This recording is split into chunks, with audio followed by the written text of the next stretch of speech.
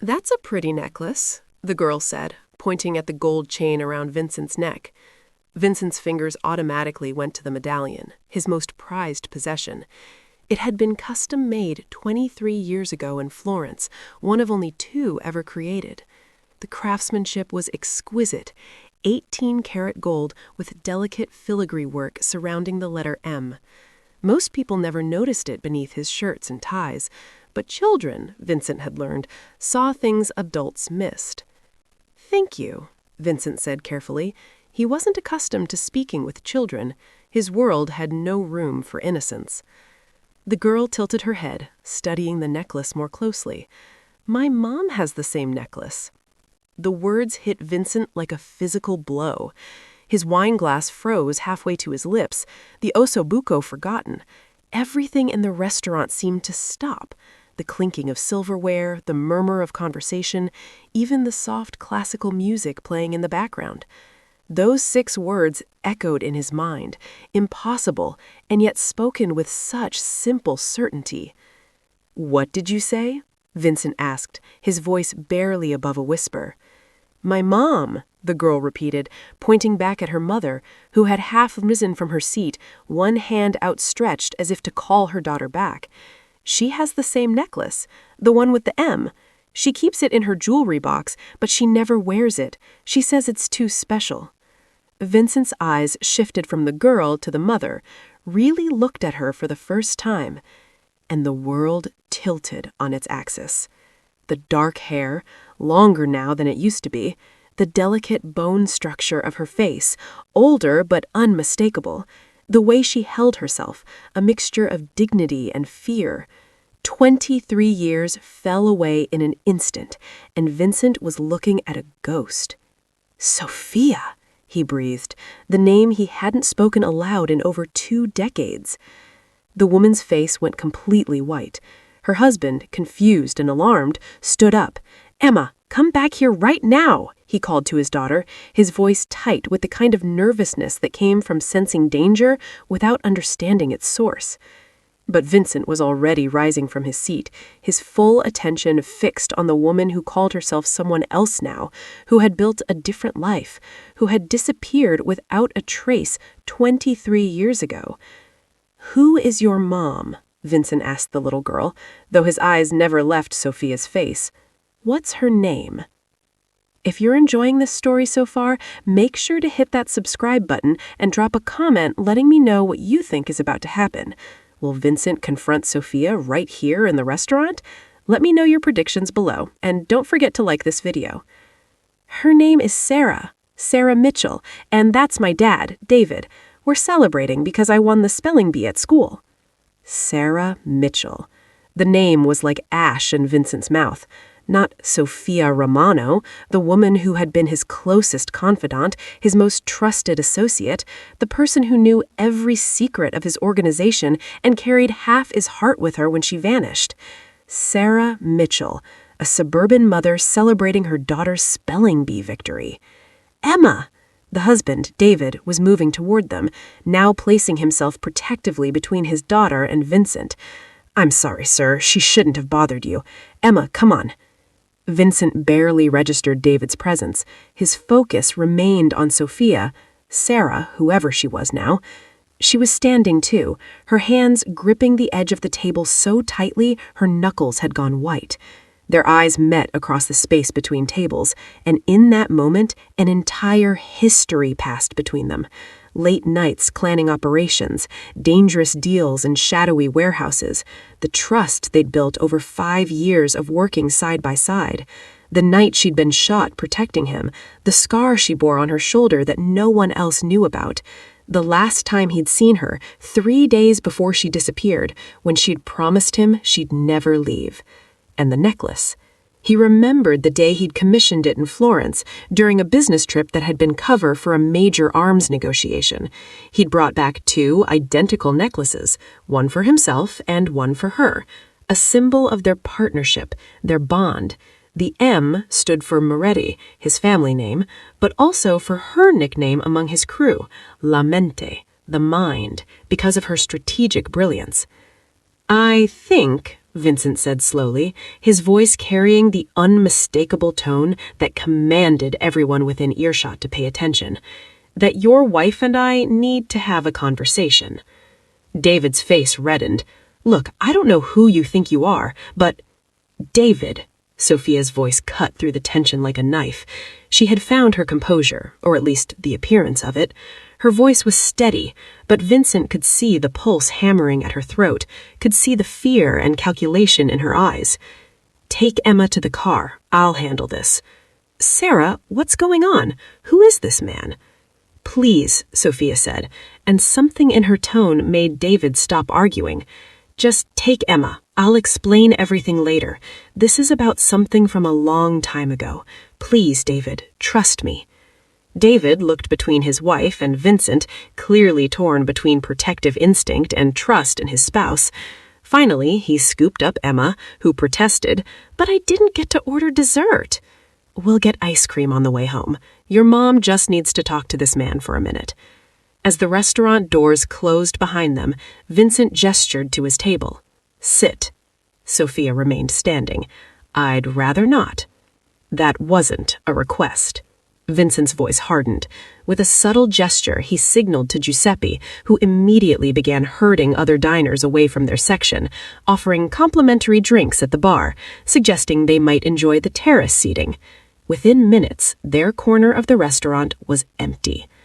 Sophia sat, not at his table, but at her family's abandoned table, maintaining distance. Vincent noticed she chose the seat that faced the exit, the same tactical awareness she had always had. Some things, apparently, never changed. 23 years, Vincent said, settling back into his chair. Not a word, not a phone call, not a letter. You vanished like you never existed. I had people searching for you in 3 countries. I thought you were dead. You were supposed to think I was dead, Sophia said quietly.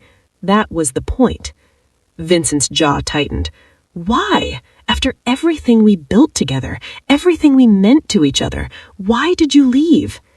Because of everything we built, because of what we meant to each other, because I looked at the life we were living and realized I couldn't do it anymore.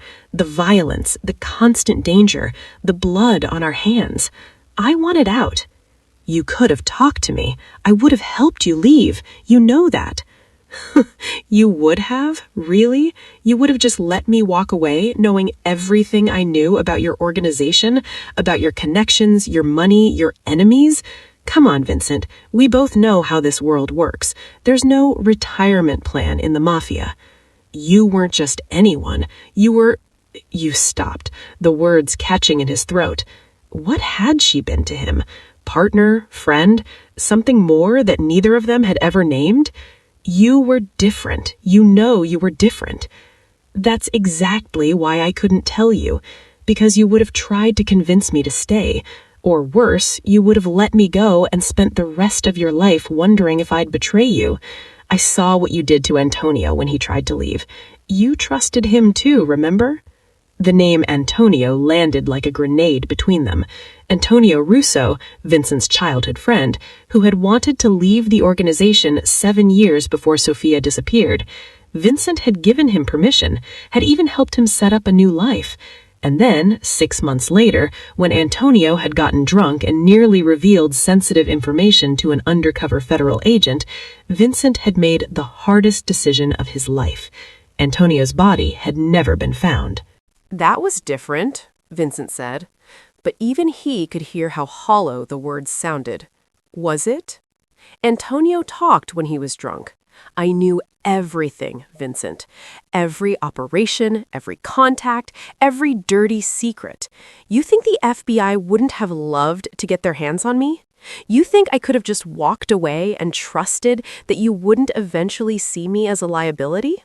Vincent wanted to argue, to tell her she was wrong, that he would never have hurt her. But sitting across from her now, seeing the steel in her eyes mixed with genuine fear, he understood. She had known him too well. She had seen what he was capable of when his empire was threatened, and she had chosen to protect herself in the only way that made sense, by disappearing so completely that even he couldn't find her. How did you do it? he asked finally. "How did you vanish so completely? I had my best people looking for you." Sophia hesitated, then seemed to decide that after 23 years, the truth couldn't hurt. "Remember the car accident? The one where they said I died?" Vincent remembered. A fiery crash on a rural highway. The car had gone over a cliff and exploded. Sophia's dental records had been used to identify the charred remains. Except, apparently, they hadn't been her remains. "I planned it for 2 years," Sophia continued. "Found a woman in a homeless shelter, similar age and build, terminal cancer with 6 months to live. I paid her $200,000, enough to get proper care, to die comfortably, to leave something for the daughter she hadn't seen in 15 years.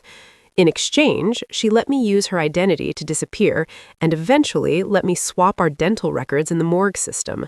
The clinical efficiency of it was pure Sophia.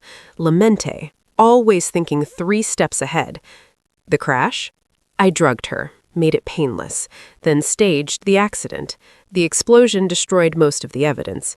Your people and the police both verified it was me based on the dental records I'd already swapped." She met his eyes without flinching. "I'm not proud of it. She was dying anyway, but I still took a life to save my own. That guilt is something I'll carry forever." Make sure you're subscribed and have notifications turned on, because this story is about to take an even bigger turn. Drop a like if you're as shocked as I was when I first heard about what happened next. Vincent sat back, processing this. The woman across from her had orchestrated her own death with the same meticulous planning she'd brought to his criminal operations. And then I became Sarah Mitchell.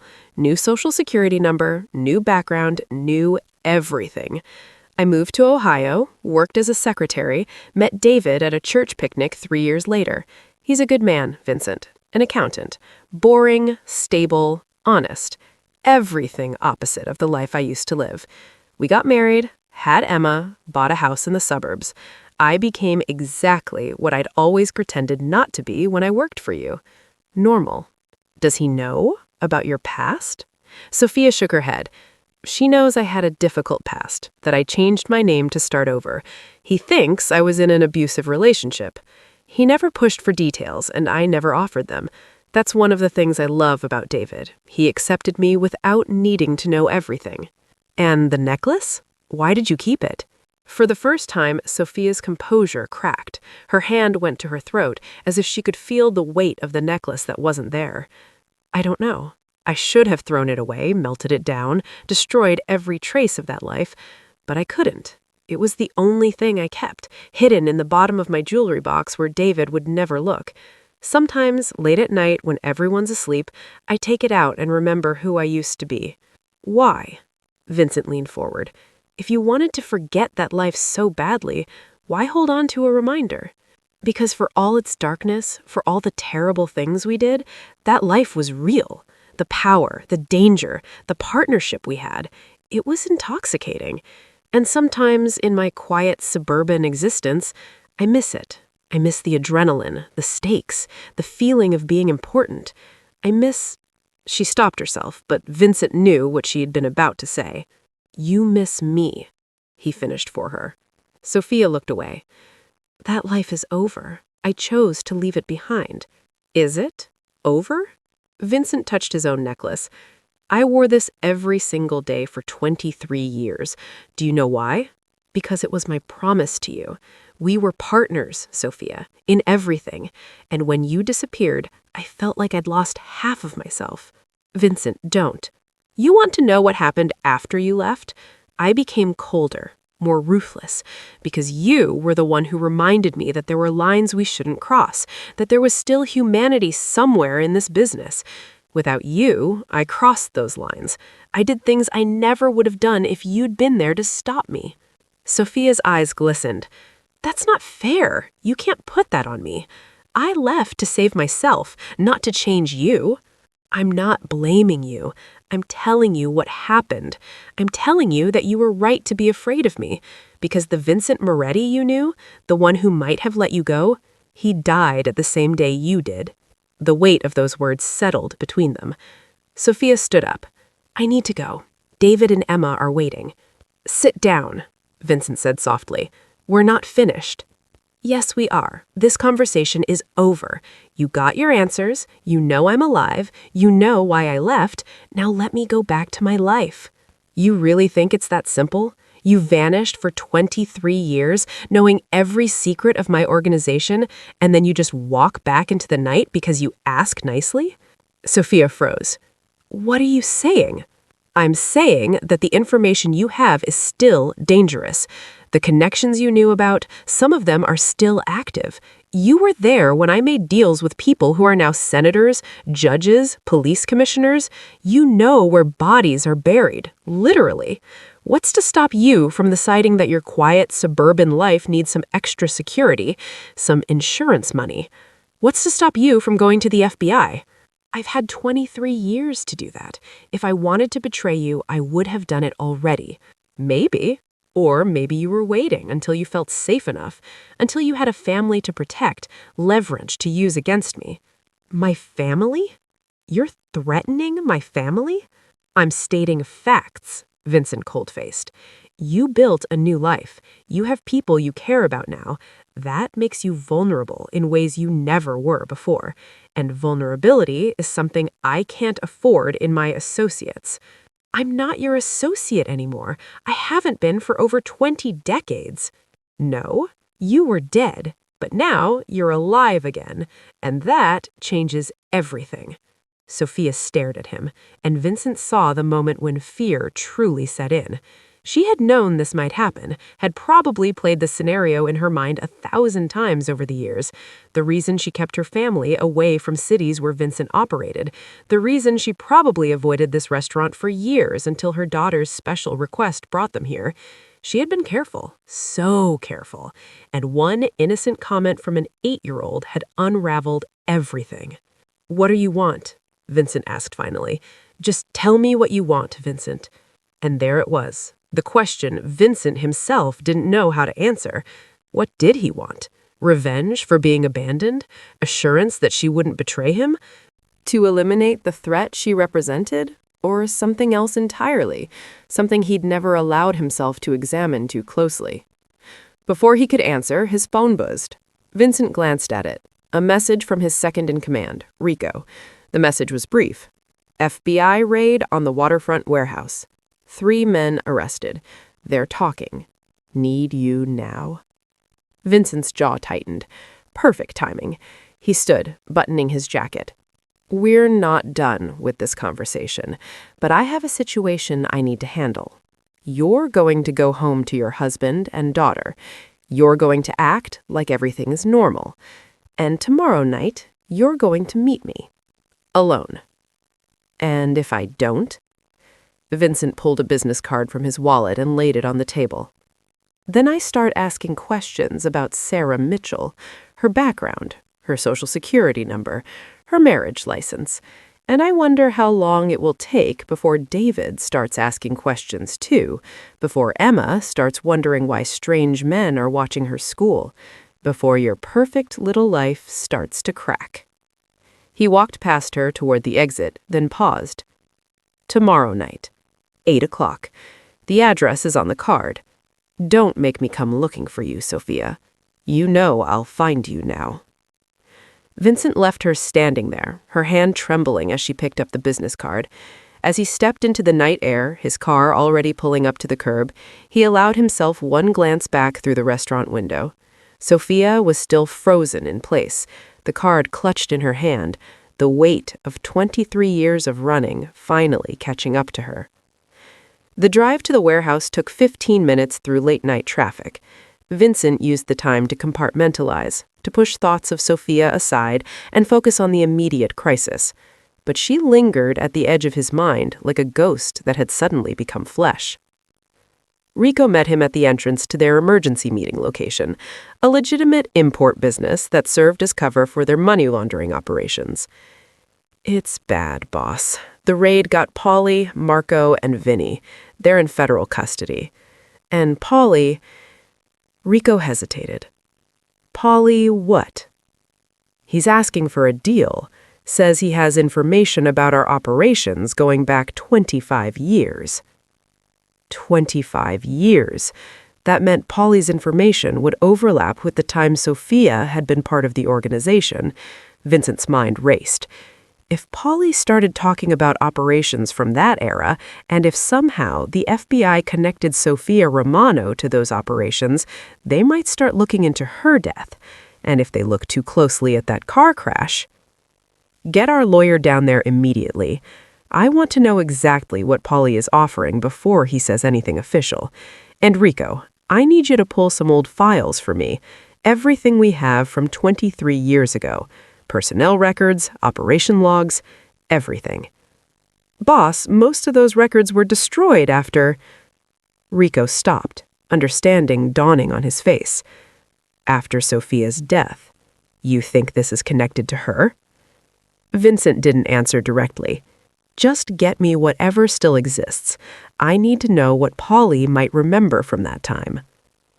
The next several hours were consumed with crisis management, phone calls to lawyers, accountants, and corrupted officials, contingency plans activated, money moved to safer accounts. By the time Vincent left the meeting location, dawn was breaking over the city, painting the sky in shades of pink and gold that seemed mockingly beautiful given the circumstances. Comment below if you think Sophia will show up to meet Vincent, and don't forget to subscribe so you don't miss what happens next. This story is far from over. He went home to his penthouse apartment, showered, changed into fresh clothes, and tried to sleep. But every time he closed his eyes, he saw Sophia's face as it had been 23 years ago, young, fierce, brilliant. And then he saw her as she was now, older, softer, terrified. She had built a life without him, had become someone else entirely, and yet she had kept the necklace. At 7:45 that evening, Vincent arrived at the address he'd given Sophia, a private art gallery he owned in the warehouse district. The gallery was closed to the public, its windows covered, its door unmarked except for a small brass number.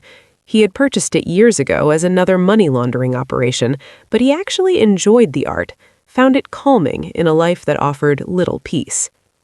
He didn't know if she would come. Sophia was smart enough to run, to take her family and disappear again. She had done that before. But he was betting on one thing. She loved her family too much to put them through that kind of upheaval. She would come because she needed to protect them, needed to face whatever threat Vincent represented and neutralize it. At exactly 8 o'clock, there was a knock on the door of the gallery. Vincent opened it to find Sophia standing there, wearing jeans and a leather jacket, her hair pulled back in a ponytail. She looked younger dressed down like this, more like the woman he remembered, but her eyes were harder, more afraid.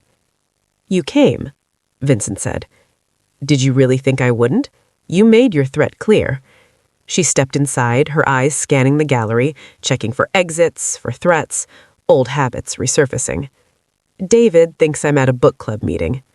Vincent locked the door behind her and led her deeper into the gallery, past sculptures and paintings worth millions. At the back was a small office where he sometimes worked when he needed to think. He gestured for her to sit in one of the leather chairs. "I've been thinking about our situation," Vincent began, pouring 2 glasses of whiskey from a crystal decanter. He offered one to Sophia. She took it, but didn't drink. "And what conclusion did you reach?" she asked. "That we have a problem. Several problems, actually. Problem 1, you know too much about my operations, past and present. Problem 2, I now know you're alive, which means I can't unknow that. Problem 3, we have history that complicates simple solutions." "Simple solutions? You mean killing me?" "That would be the simple solution, yes, the business decision. The thing the old Vincent Moretti would have done without hesitation." He took a sip of whiskey. "But there's problem 4. I don't want you dead." Sophia studied him carefully. "Then what do you want?" "I want you to understand the position I'm in. Yesterday, 3 of my men were arrested.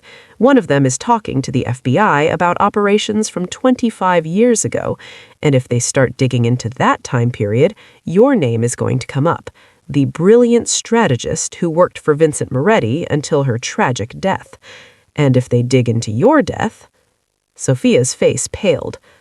They'll find out I'm alive. Exactly. And then they'll want to know why Sophia Romano faked her death, what she was running from, what she knows. And they'll offer you a deal, Sophia. Full immunity for your testimony against me. I wouldn't take it. Wouldn't you?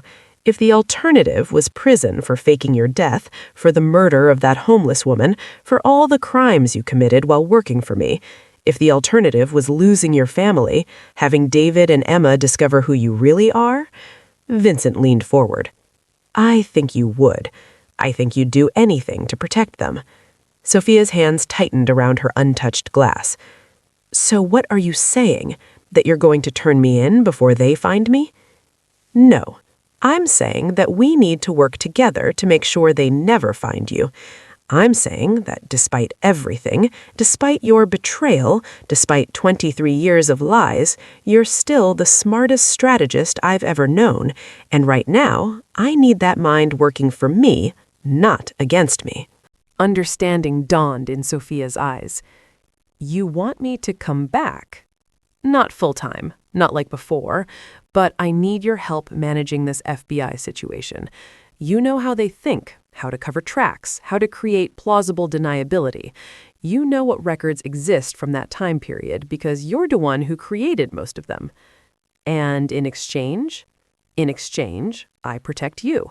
I make sure the FBI never connects Sophia Romano to Sarah Mitchell. I make sure your family stays safe, stays ignorant, stays happy. Vincent set down his glass. But more than that, Sophia, I'm offering you something I've never offered anyone before.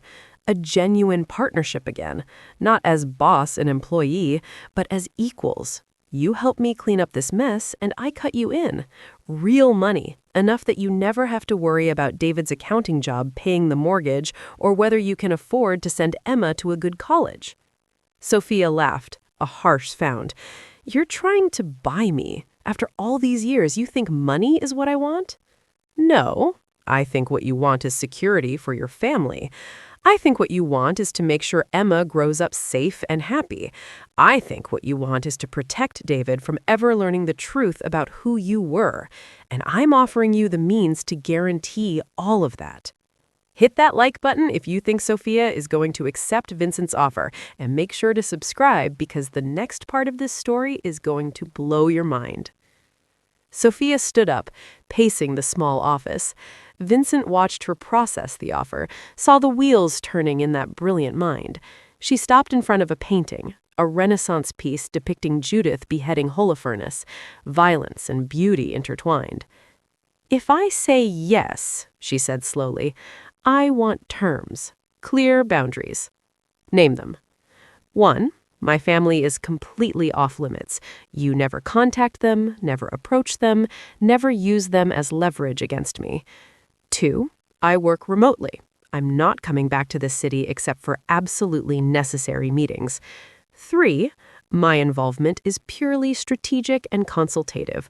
I don't participate in any operations that involve violence. 4. When this FBI situation is resolved, I'm done. I go back to my life and you let me go. Again, but this time with your blessing. Vincent considered her terms. They were reasonable, protective, smart. Agreed, with one addition of my own. What? You wear the necklace. When you're working for me, even remotely, you wear it. I want you to remember who you are, Sophia. Not Sarah, not David's wife, not Emma's mother.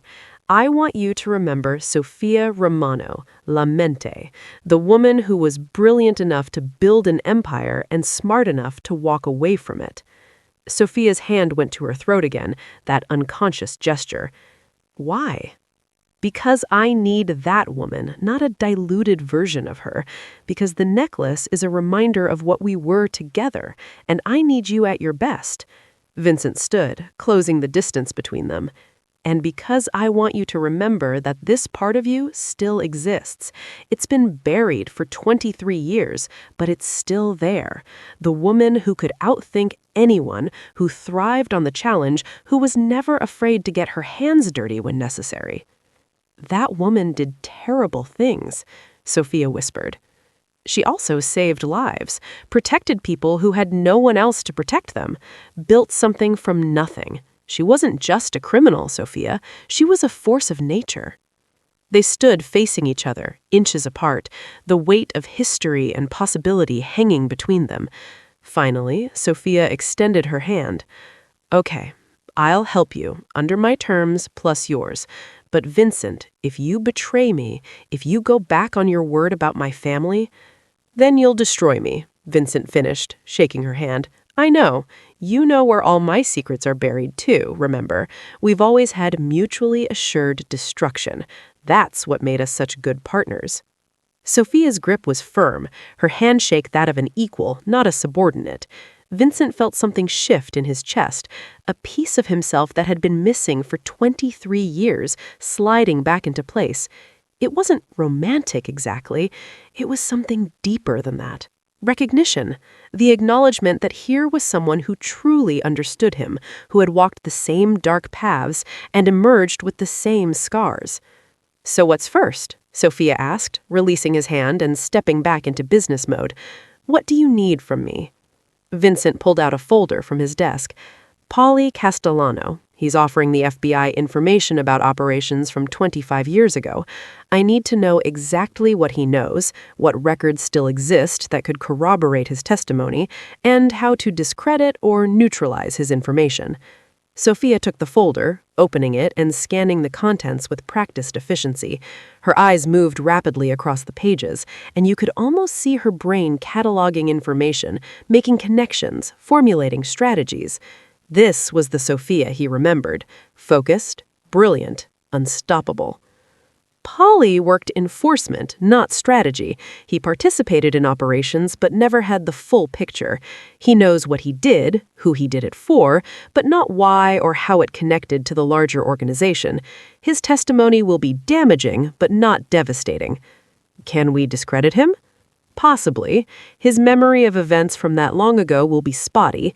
If we can find inconsistencies in his timeline, misremembered details, we can make him look unreliable. I'll need access to his personal records, medical, financial, anything that shows his mental state over the past 25 years, drug use, psychological issues, anything that could cast doubt on his credibility. Vincent nodded. I can get those. But there's a bigger problem, Sophia continued, her finger tracing a line in the report. If Paulie mentions me at all, even in passing, the FBI will start looking into my death, and my death won't hold up under serious scrutiny. The medical examiner who signed off on my identification, is he still alive? He died 8 years ago. Heart attack.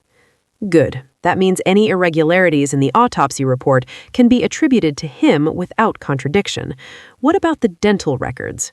The dentist office closed down 15 years ago.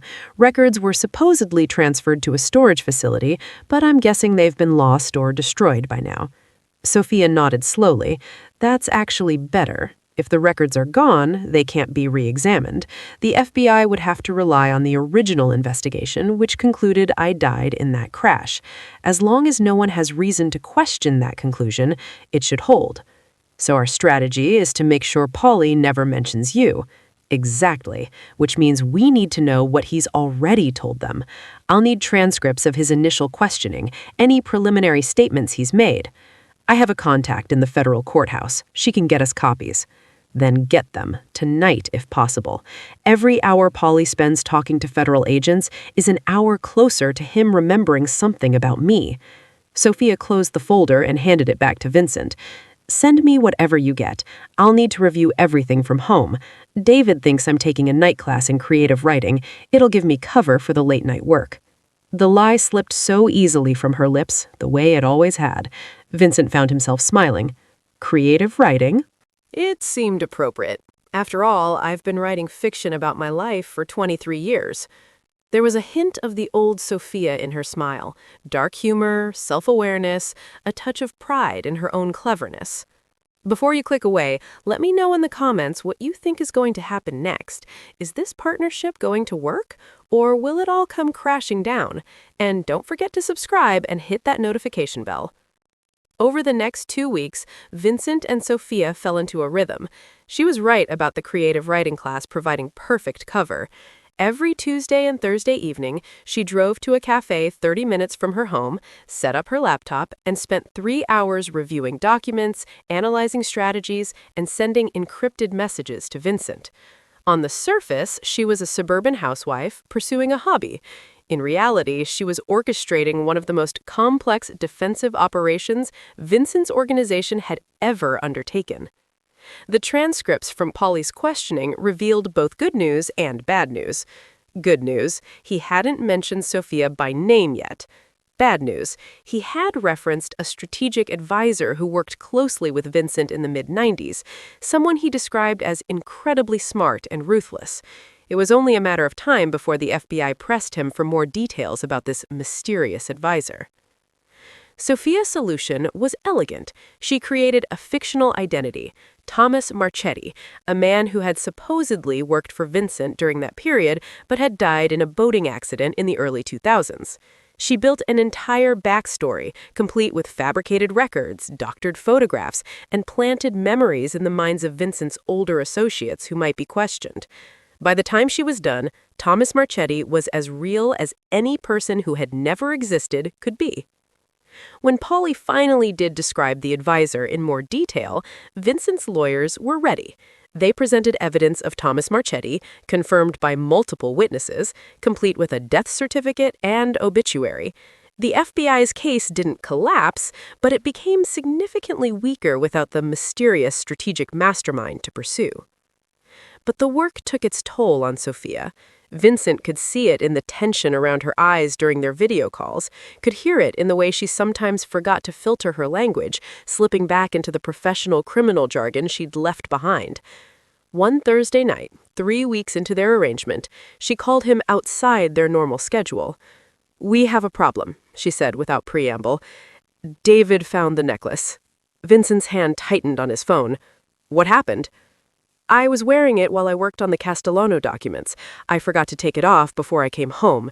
David noticed it at dinner, asked about it.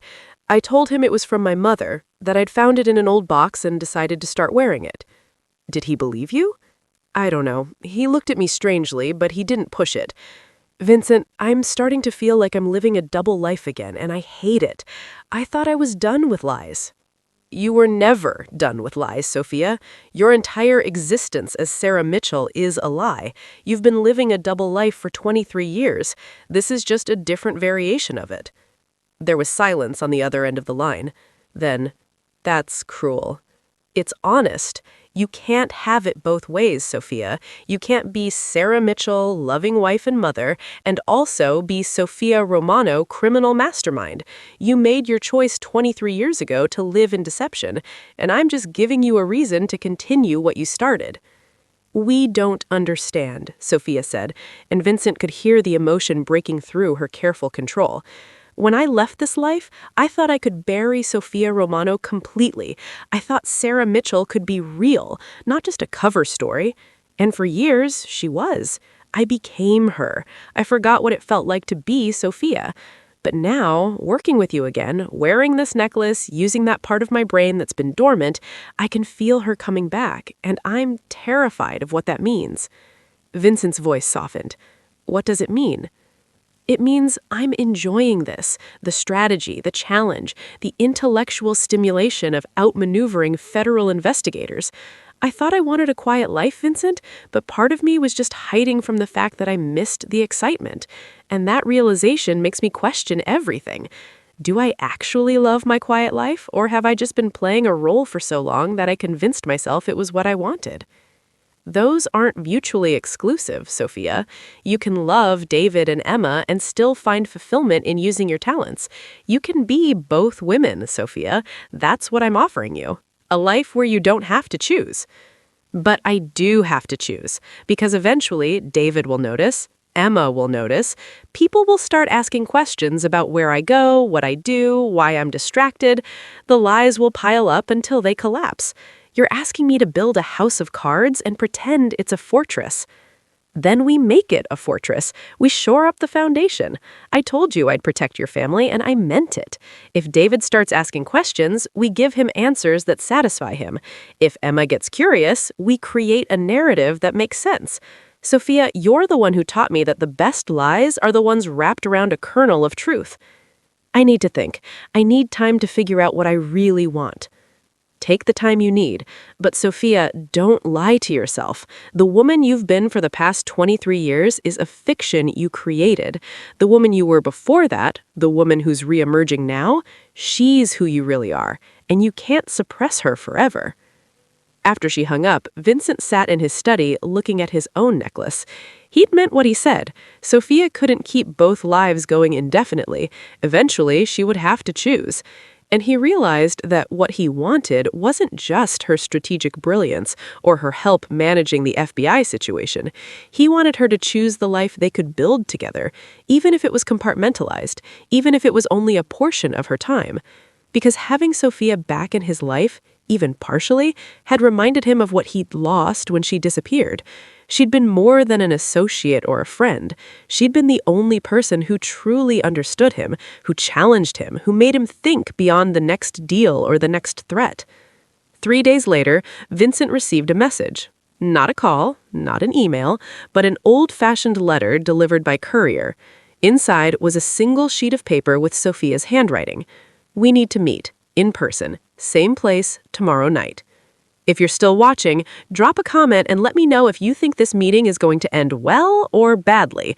And make sure you're subscribed because we're approaching the climax of this story. Vincent arrived at the gallery early, unable to concentrate on anything else. He'd spent the previous night running through scenarios in his mind. Maybe Sophia wanted out of their arrangement. Maybe she'd decided to confess everything to David. Maybe she'd decided to disappear again, and this meeting was her goodbye. Each possibility felt like a knife between his ribs. When she arrived, precisely on time as always, he could see immediately that something had changed. She was wearing the necklace openly, displayed against a black sweater. Her hair was down, styled in a way that reminded him of how she used to wear it years ago. And her eyes, there was a clarity there, a decision made. "I told David," she said without preamble. Vincent's world tilted. "You told him what exactly?" "Not everything, not the details, but I told him that before I became Sarah Mitchell, I was involved with organized crime, that I worked for a man named Vincent Moretti, that I faked my death to escape that life, and that recently, circumstances have forced me back into contact with my old boss, and I've been helping him with a legal issue to protect myself and our family." How did he react? Sophia sat down heavily. He was shocked. Angry. He demanded to know everything, but I told him I couldn't give him details because it would put him and Emma in danger. The less he knows, the safer they are. She looked up at Vincent. "He's struggling with it, but he loves me, and he understands that I did what I did to build a life with him, to protect our family. He's asking for time to process, but he's not leaving me. Not at least anyway." "That was a risk," Vincent said. It was necessary. Because you were right, Vincent. I couldn't keep living a complete lie. The compartmentalization was destroying me, so I gave him a version of the truth. Simplified, sanitized, but true. And now I can move forward without the constant fear of him discovering everything on his own. And what does moving forward look like for you? Sophia reached into her bag and pulled out a laptop. It looks like this. I've been thinking about your offer, about what I really want, and the truth is, I miss this work. Not the violence, not the danger, but the intellectual challenge, the feeling of being excellent at something that matters. For 23 years, I've been a wife and mother, and those roles are important and fulfilling, but they're not enough. I need to use this part of my brain too. She opened the laptop and turned it toward Vincent. On the screen was a detailed business plan. I'm proposing a consulting firm. Legitimate, legal, above board. We specialize in crisis management, strategic planning, and risk assessment for high-profile clients. You would be my first client, helping you transition some of your operations into legal businesses. I would work remotely, occasionally travel for client meetings, and maintain complete separation between my family life and my professional life. Vincent studied the plan. It was brilliant, as he'd expected. A way to legitimize their collaboration, to give Sophia cover for her work, and to slowly move Vincent's empire toward more sustainable legal operations. This could work he said slowly, but it doesn't address the current FBI situation. Actually, it does. I've been reviewing the case against you, and the truth is, Paulie's testimony isn't strong enough to bring criminal charges. The evidence is circumstantial, and our work discrediting his memory has created enough reasonable doubt. The FBI will eventually drop this investigation and move on to easier targets, which gives us time to start transitioning your operations before the next investigation comes along. You want me to go legitimate. I want you to go sustainable. Full legitimacy isn't realistic, but a hybrid model is. Keep some of your more profitable illegal operations, but insulate them with legitimate businesses. Build a fortress of legal enterprises that can withstand investigation, and eventually, over the next 10 or 15 years, phase out the criminal activities entirely. By the time you're ready to retire, you'll be a legitimate businessman with a questionable past, not an active crime lord. It was exactly the kind of long-term strategic thinking that Vincent had always valued in Sophia. Not just solving the immediate problem, but reshaping the entire landscape to prevent future problems. And you would help me do this? That's what I'm proposing. A real partnership this time, Vincent. Not boss and employee, but equals working toward a common goal. You get to preserve your empire while reducing your risk. I get to use my talents in a way that doesn't destroy my family. And maybe, just maybe, we both get to build something that lasts beyond our lifetimes. Vincent looked at the woman across from him. No longer just Sophia, no longer just Sarah, but some synthesis of both.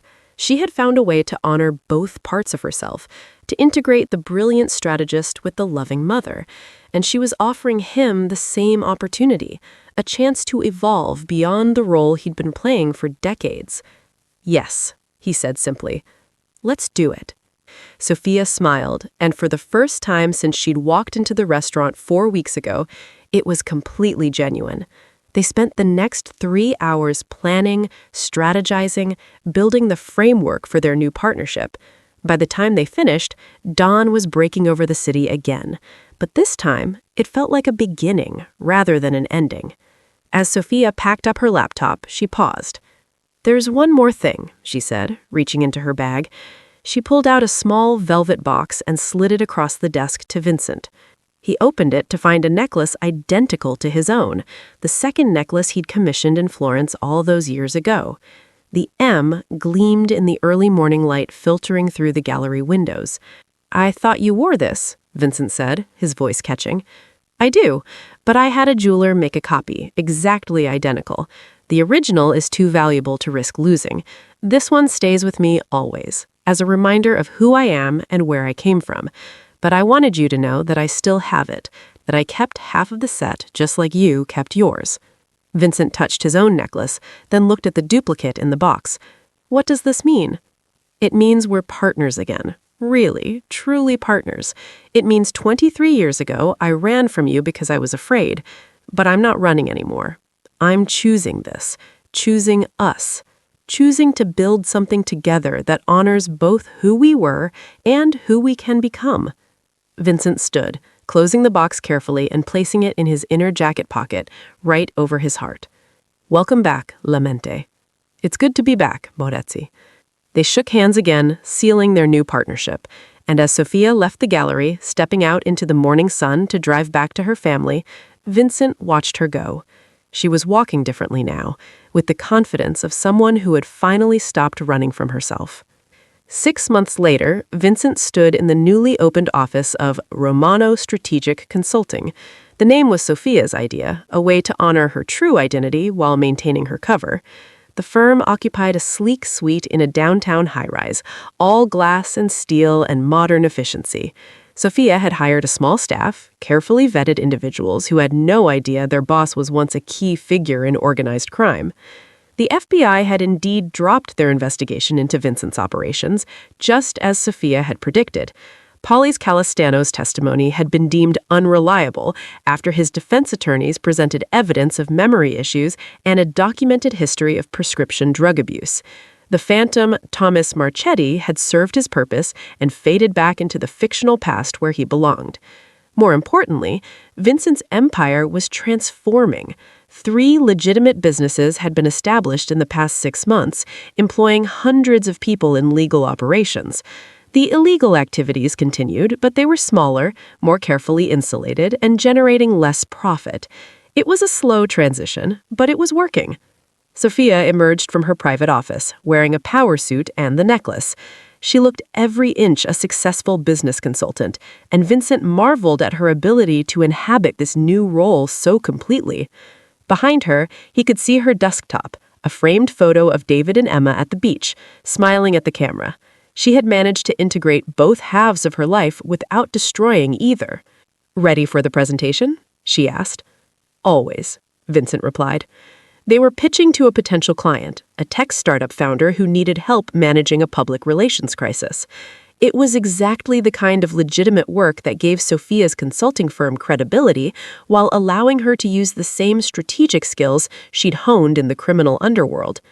As they walked toward the conference room, Vincent caught sight of their reflection in the glass walls. 2 professionals in expensive suits, looking like they belonged in this world of contracts and quarterly reports. No one would guess their history, the blood and betrayal and 23 years of separation that had brought them to this moment. The presentation went perfectly, as Vincent had known it would. Sophia was brilliant, weaving data and strategy into a narrative that had the client nodding along before they were even halfway through. By the end of the meeting, they had a signed contract and another legitimate client on the books. After the client left, Sophia turned to Vincent with a satisfied smile. "That's number 12 this quarter. We're actually profitable now, even without considering your retainer." "I never doubted it. You always had a talent for building something from nothing." "We built this together," Sophia corrected. "Your connections, my strategy, our combined experience. That's what makes it work." Vincent's phone buzzed. A message from Rico. "The last shipment from the old warehouse operation is complete. We're officially out of that business, moving everything to the new distribution model you approved." He showed the message to Sophia, who nodded approvingly. Another piece of the old empire dismantled, another brick in the legitimate fortress. At this rate, you'll be completely clean in 10 years. You always think long-term, don't you? It's what I do best. Plan for the future, prepare for every contingency, make sure that when the past finally catches up, we're ready for it. She paused, her expression growing more serious. "Speaking of which, I got a call from David this morning. Emma's school is doing a career day. They want parents to come in and talk about their jobs." "And what will you tell them?" Sophia smiled. "The truth. That I run a consulting firm helping businesses solve complex problems, that I work with my business partner to build sustainable strategies for long-term success, that sometimes the best solutions come from understanding both the light and the dark sides of human nature." The truth, but not the whole truth. Is there ever really a whole truth, Vincent? Or just different versions of the story, each one true from a certain perspective? It was the kind of philosophical question Sophia had always loved to pose, the kind that had no easy answer. Vincent considered it as they walked back to her office. "I suppose," he said finally, "that the truth is what we make it. You're not lying when you say you're a business consultant. You are one. The fact that you're also Sophia Romano, former criminal strategist, doesn't make the consultant identity any less real." Exactly. We all contain multitudes. The trick is learning which parts of ourselves to show in which contexts. She sat down at her desk, her fingers automatically going to the necklace. "I used to think I had to choose between being Sophia and being Sarah, but I've realized that I can be both. Sarah Mitchell is the woman who loves her family, who bakes cookies for the PTA fundraiser, who helps Emma with her homework. Sophia Romano is the woman who outsmarts FBI investigations and builds strategic empires. And somehow, impossibly, they're both me. Does David understand that?" Sophia's expression grew softer. "He's trying to. It's not easy for him, knowing that the woman he married has this whole other dimension to her life. But he sees that I'm happier now, more fulfilled, and he trusts that I would never let my work endanger our family. That trust is precious to me. I won't betray it." And Emma, does she suspect anything? She's 8. She thinks I have a cool job helping businesses solve problems. When she's older, if she ever needs to know more, I'll tell her an age-appropriate version of the truth. But for now, she's just proud that her mom has an office in a tall building. Sophia pulled up a document on her computer. Now, about your meeting with the mayor next week, I've prepared a full briefing on his weaknesses and pressure points, all gathered through completely legal channels, of course. They spent the next hour reviewing strategy, planning approaches, refining their long-term vision. It was familiar and comfortable, this partnership they'd rebuilt, but it was also different from what they had before, healthier, more honest, built on mutual respect rather than the dangerous codependency of their criminal past. As evening approached and Sophia prepared to leave for the day, Vincent found himself reflecting on the strange journey that had brought them here. 23 years ago, Sophia had lost him to a car crash that never happened. 4 weeks ago, a little girl's innocent observation had brought her back into his life. And now, they were partners again, building something new from the ashes of their old empire. "Vincent," Sophia said, pausing at the door of his office, "thank you." "For what?" "For giving me a second chance. For understanding that I needed to leave, and for accepting me back when circumstances brought us together again. For helping me find a way to be both Sophia and Sarah, without destroying either identity. For this." She gestured around the office. "For believing we could build something legitimate together." Vincent stood, walking over to her. "I should be thanking you. You gave me back something I didn't even realize I'd lost. Hope for a future that isn't just about survival and power. You showed me that it's possible to change, to evolve, to become something better than what we were." "We're still a work in progress," Sophia said with a slight smile. "The best things always are." She left, and Vincent returned to his desk, pulling out the velvet box she'd given him 6 months earlier. He opened it, looking at the duplicate necklace that represented everything they'd been and everything they were becoming. 2 necklaces, identical in every way, symbolizing a partnership that had survived death, betrayal, time, and transformation. His phone rang. It was Rico.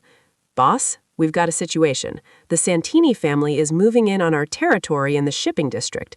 They don't seem to know we're transitioning out of that business. What do you want me to do?" A year ago, Vincent would have responded with force, with violence, with the kind of brutal efficiency that had built his empire. But now, with Sophia's voice in his head and the long-term strategy they'd crafted together, he had other options. "Let them have it," Vincent said. "We're moving out of shipping anyway. No point in starting a war over territory we're abandoning. Send them a message through the usual channels. Let them know we're ceding that territory peacefully, as a gesture of goodwill. Maybe they'll remember it when we need a favor down the line." Rico was silent for a moment, clearly surprised by this response. "You sure about that, boss? The old Vincent Moretti wouldn't have given up territory without a fight." "The old Vincent Moretti made a lot of decisions I'm not proud of. I'm trying to be smarter now. Strategic retreat isn't the same as weakness, Rico. Sometimes the best move is to let the other guy think he's winning while you build something he can never touch." After he hung up, Vincent thought about how much had changed. Sophia was right. They were works in progress, both of them, but they were progressing in the right direction, toward a future where they didn't have to choose between power and peace, between who they'd been and who they wanted to become. Before we wrap up this story, I want to hear from you in the comments. What do you think about Sophia and Vincent's partnership? Could you ever forgive someone who disappeared from your life the way Sophia left Vincent? And most importantly, do you think their new business venture will succeed, or will the past catch up with them eventually? Let me know your thoughts, and don't forget to like this video and subscribe for more incredible stories like this one. The story might have ended there, with Sophia and Vincent successfully navigating the complexities of their renewed partnership. But life, as Sophia had taught Vincent long ago, rarely follows the neat narrative arcs we plan for it. 3 months after Sophia's career day presentation at Emma's school, something happened that would test everything they'd built. It started with a phone call. Vincent was in his office late on a Friday evening when Sophia's number flashed on his screen. Unusual. She rarely called after hours unless it was urgent. "We have a problem," she said, her voice tight with controlled panic. "Emma's been asking questions about the necklace." Vincent sat up straighter. "What kind of questions?" "Smart ones. She noticed that you wear one too. She saw it when you came to the office last week to sign those contracts. She's been researching online, trying to find out where they came from, who makes them, and she found the jeweler's website in Florence. There are only 2 in existence, made for a couple 25 years ago. The jeweler's apprentice wrote a blog post about them years ago, before he retired. The post included a photo." Vincent's mind raced. "Does the photo show your face?" "No, thank God. Just the backs of our heads, our hands holding the necklaces. But Emma's smart, Vincent. She's putting pieces together. She asked me tonight if you and I used to be married." "What did you tell her?" I told her we were close friends a long time ago, before I met her father, that you gave me the necklace as a friendship gift, and that when we reconnected through business, it felt right to start wearing it again. She seemed to accept that, but I can see the wheels turning in her head. She's too smart for her own good. Vincent understood Sophia's fear. Emma was young, but children had a way of sensing when adults were hiding things. And if she started asking the wrong questions, researching too deeply, she might uncover truths that would shatter her understanding of her mother's identity. "What do you need from me?" Vincent asked. "I need you to be careful.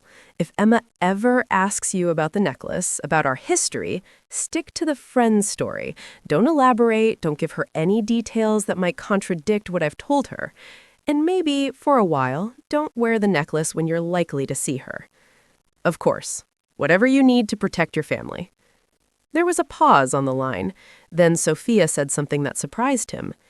"It's not just about protecting them anymore, Vincent. It's about protecting us. This partnership we've built, this new life we're creating, it's important to me. I don't want to lose it because an 8-year-old's curiosity unravels everything." "We won't let that happen," Vincent said with more confidence than he felt. "You've outsmarted FBI investigations, Sophia. I think you can handle one curious child." But he underestimated Emma Mitchell. She was her mother's daughter, after all, with the same sharp mind and instinct for finding hidden truths. Over the next few weeks, she started asking more questions, casual ones at first, about how Mommy and Mr. Moretti had met, what kind of friends they'd been, why they'd lost touch for so long. Sophia deflected with the practiced ease of someone who'd been lying for 23 years, but Vincent could hear the strain in her voice during their calls. Then, one Tuesday evening, David called Vincent directly. It was the first time Sophia's husband had ever contacted him, and Vincent knew immediately that something had gone wrong. "Mr. Moretti, this is David Mitchell. I think we need to talk, in person." They met at a quiet diner halfway between the city and the suburbs. David looked tired, older than his years, with the worn expression of a man carrying a burden too heavy for his shoulders. He didn't waste time on pleasantries. "Emma found something," David said, sliding a piece of paper across the table. It was a printout from an old newspaper archive dated 24 years ago. The headline read, "Prominent businessman's associate dies in tragic accident." Below it was a grainy photo of a younger Vincent Moretti at a memorial service, looking devastated. And in the background, barely visible, was a photo of Sophia Romano, the woman who had supposedly died in the accident being memorialized. "She's been researching you," David continued, his voice carefully neutral. "Looking up your business history, your past. She's 9 years old and already knows how to use web archives and old newspaper databases. She found this article, recognized Sarah from the background of the photo, and came to me with it. She wanted to know why her mother was at a memorial service for a woman with the same name as her." Vincent's throat felt dry. "What did you tell her?" "I told her it must be a different person who looked similar, that it was just a coincidence. But she didn't believe me. And the truth is, Mr. Moretti, I'm not sure I believe it either." David leaned forward. "I know Sarah had a complicated past. She told me about working for you, about having to fake her death to get away from dangerous people. I accepted that because I love her, and I trusted that she'd left that life behind. But this," He tapped the newspaper article. "This suggests there's more to the story than she told me." Vincent made a decision in that moment. David deserved some version of the truth, and maybe honesty was the only way to protect Sophia's family. "What do you need from me?" Vincent asked. "I need you to know if my wife is actually dead, if the woman I've been married to for 18 years is living under a stolen identity, if my daughter's mother is someone completely different from who she claims to be." "Your wife is exactly who she says she is. She's Sarah Mitchell, a woman who loves you and Emma more than anything in this world. But yes, she used to be Sophia Romano, and yes, she faked her death to escape a life that was destroying her. Everything she told you about her past is true. She just didn't give you all the details because knowing them would have put you in danger. And now, is my family in danger because of her work with you? No. The work Sarah does for me now is completely legitimate. Crisis management, strategic consulting, business transformation, everything above board and legal. I won't lie to you, Davidi. I used to run a criminal organization. Sarah used to work for that organization. But we're trying to build something better now, something clean. And I swear to you, I will never let the ugly parts of my past be touched by your family." David studied Vincent's face for a long moment. "She told me you were partners, that you trusted each other completely. Is that still true?" "Yes." "Then I'm trusting you to keep that promise, because if anything happens to Emma, if one hair on her head is harmed because of this connection to you, I will make it my life's mission to destroy you. I don't care who you used to be or what power you still have. I will find a way." Vincent respected the threat. It came from a place of pure parental love, the same fierce protectiveness that Sophia felt for her daughter. "You won't need to. I'd destroy myself before I let anything happen to that little girl." They sat in silence for a moment. Two men from completely different worlds, united only by their connection to the same woman. Finally, David spoke again. "What do I tell Emma?" "Tell her that her mother had a difficult past, that she worked for me many years ago, and that the woman in the photo was someone who looked like her mother but wasn't her. It's not exactly a lie. Sophia Romano and Sarah Mitchell are different people in many ways. The woman Emma knows as her mother is the real truth, not the ghosts in old photographs." David nodded slowly. "And the necklaces?" "Friendship gifts from a time when Sarah and I were close friends working together. She kept hers as a reminder of who she used to be, and now she wears it as a symbol of the partnership we've rebuilt. There's nothing romantic about it, if that's what you're worried about. Sarah loves you, David. That was never in question." "I know she loves me," David said quietly. "I just wish she trusted me enough to tell me everything herself." "She's trying to protect you both. Sometimes the kindest thing we can do for the people we love is to shield them from truths that would only hurt them." After David left, Vincent called Sophia. She answered on the first ring, clearly waiting to hear how the meeting had gone. "He knows. Not everything, but enough. And I think he's going to be okay with it. But Sophia, you need to have a real conversation with him. He deserves more than the sanitized version you've been giving him." "I can't tell him everything, Vincent. If he knew the full truth, the people I've hurt, the operations I planned, the blood on my hands." "You don't have to tell him every detail, but you need to be honest about who you were and why you left. He's strong enough to handle it, and your marriage will be stronger for it." That night, Sophia and David had the conversation they should have had years ago. She told him about her role in Vincent's organization, about the strategic planning and the moral compromises. She didn't spare herself, didn't try to minimize her culpability, and David listened, his expression shifting from shock to sadness to understanding. When she finished, he said simply, "I wish you'd told me sooner, but I understand why you didn't, and I'm not going anywhere, Sarah. Or Sophia. Whoever you are, wherever you came from, you're my wife, and I love you." It wasn't a perfect resolution. David had questions that would take months to fully answer. Emma had suspicions that would need to be carefully managed as she grew older. But it was honest, and honesty, Sophia realized, was the only real foundation for the life she wanted to build. 2 weeks later, Vincent received a package in the mail. Inside was a framed photograph, a professional family portrait of Sophia, David, and Emma, all smiling at the camera. Sophia was wearing the necklace. On the back, she'd written, "Thank you for giving me back to myself, and thank you for understanding that I can be both women without betraying either identity. Partnership means supporting each other's whole truth, not just the convenient parts." Vincent placed the photograph on his desk next to a picture of his own, the only personal photo in his office. It showed him and Sophia at the ribbon-cutting ceremony for Romano Strategic Consulting, both of them wearing their necklaces, both of them smiling with genuine pride at what they'd built together. And that's where our story ends. Not with a dramatic confrontation or a tragic ending, but with two people who found a way to honor their past while building a better future. Vincent and Sophia's partnership continues, stronger now for having weathered the challenges of truth and transparency.